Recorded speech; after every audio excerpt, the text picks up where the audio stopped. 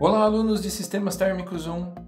Na aula de hoje, vamos analisar algumas das estratégias possíveis a serem empregadas visando o aumento da eficiência térmica do ciclo básico de Rankine.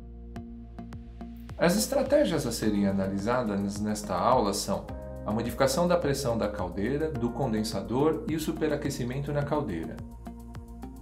Antes de começar, para facilitar o entendimento, vamos revisar rapidamente a definição de entropia, que foi apresentada na componente curricular termodinâmica. A definição da entropia total indica que a variação dessa grandeza em um processo internamente reversível é dada pela equação.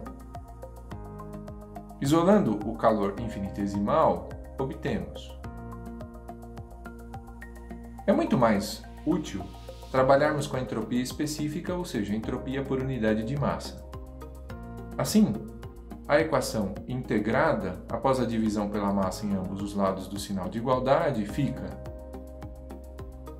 caso haja escoamento permanente, se utiliza a taxa de transferência de calor e a vazão em massa. A razão entre a taxa de transferência de calor e a vazão mássica em um escoamento permanente e internamente reversível de 1 para 2 é numericamente igual à área sob a curva do processo no diagrama temperatura versus entropia específica, conforme indicado pela área pintada e destacada no gráfico. Agora, vamos voltar à avaliação da eficiência térmica do ciclo ideal de Rankine. Lembrando que a eficiência térmica do ciclo é definida como a razão entre o efeito desejado e o recurso empregado, ou seja, a razão entre a potência líquida, que é a potência da turbina menos a potência da bomba, e a taxa de transferência de calor na caldeira. Da relação obtida com a aplicação da equação da conservação da energia para um volume de controle coincidente com o ciclo completo, se obtém a seguinte expressão, que rearranjada isolando a potência líquida pode ser substituída na expressão para eficiência térmica. Assim, a eficiência térmica fica em função apenas da taxa de transferência de calor na caldeira e da taxa de transferência de calor no condensador.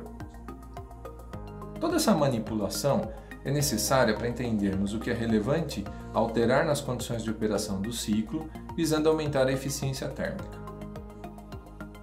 Voltando ao ciclo, na caldeira, a razão entre a taxa de transferência de calor na caldeira e a vazão em massa é exatamente igual à área 1. No condensador, a razão entre a taxa de transferência de calor no condensador e a vazão em massa é igual à área 2. Assim, a potência líquida é a subtração entre essas áreas 1 e 2, obtendo a área 3. Em uma visão conjunta para facilitar, temos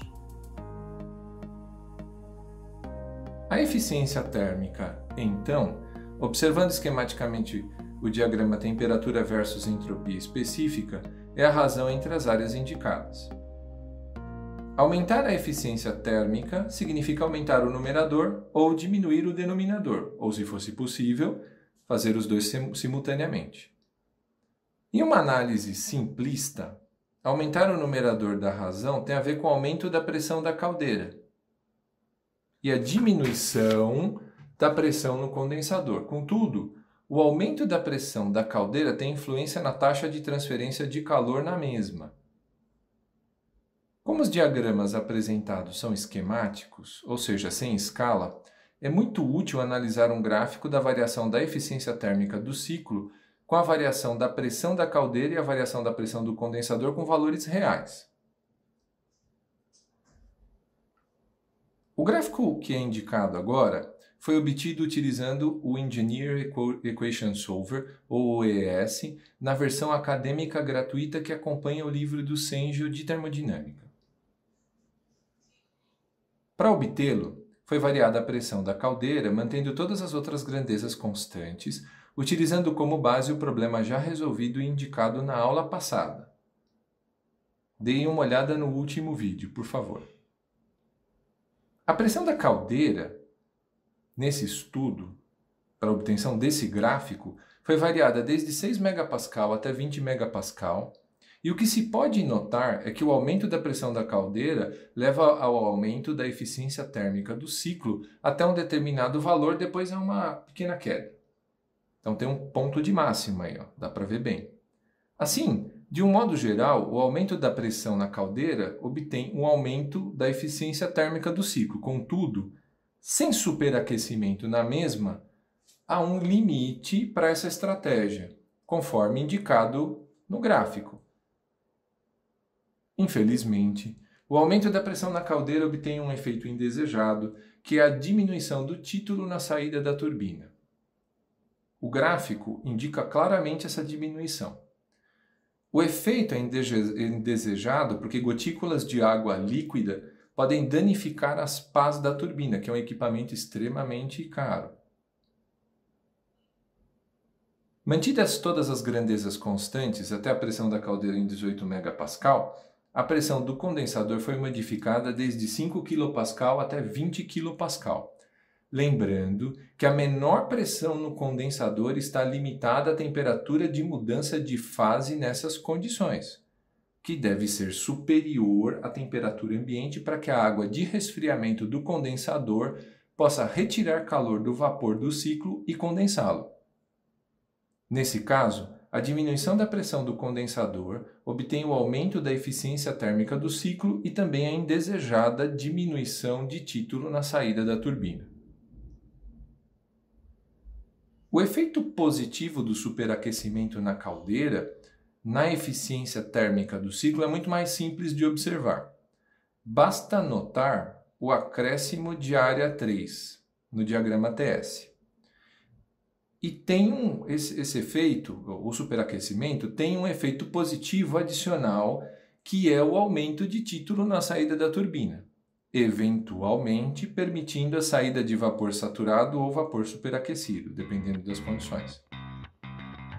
O superaquecimento na saída da caldeira tem, contudo, uma limitação.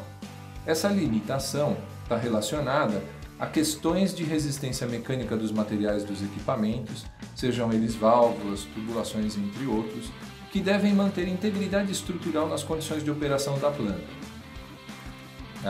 Imagino que você possa estar se perguntando sobre o visível aumento na taxa de transferência de calor da caldeira com o superaquecimento.